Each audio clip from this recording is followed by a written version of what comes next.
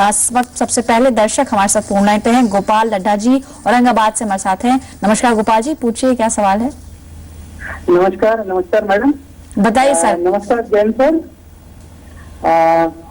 मैं औरंगाबाद रहता हूँ। 52 एज है मेरी जी। और मेरी इनकम है around 4 to 5 lakh rupees. Okay. Below 5 lakh. Okay. और मैंने पोस्ट ऑफिस में कुछ रिकरिंग डिपॉजिट वगैरह खोल रखी है, जो कि हमारी पोस्ट ऑफिस की रिकरिंग डिपॉजिट 3 साल के से लेकर 10 साल तक भी चल सकती है। ठीक है।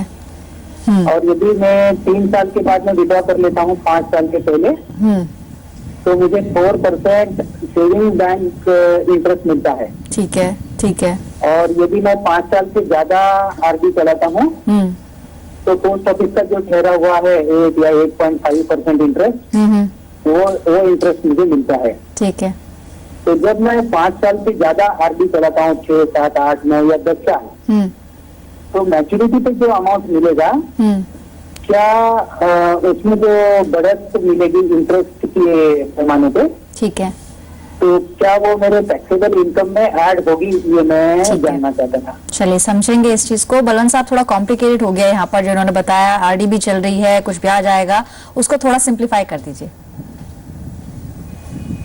देखिए पल्लवी, ऐसा है, लड्डा जी ने बताया कि वो आरडी में पैसा डाल रहे हैं और उनकी जिज्ञासा है कि वो जब पैसा आरडी मैच्योर होगी तो वो पैसा टैक्सेबल होगा कि नहीं होगा।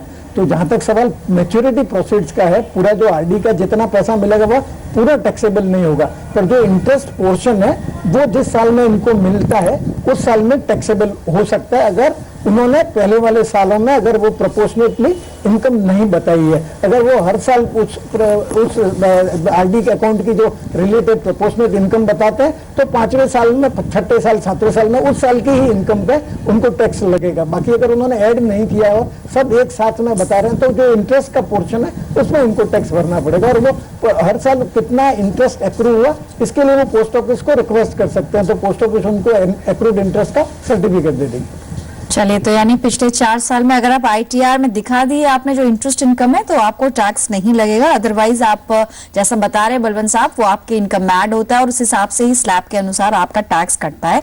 और एक जरूरी बात जो यहाँ पर बलवंत साहब ने बताया कि पोस्ट ऑफिस से आप एक सर्टिफिकेट ले सकते हैं कि हाँ आपने ब्याज जो है आपने लिया है और उसको दिखाया भी है अपने रिटर्न्स में, तो फिर दोबारा उस पर टैक्स लगने की कोई बात नहीं होती है। अगले दर्शक है राजेश यादव, पुणे।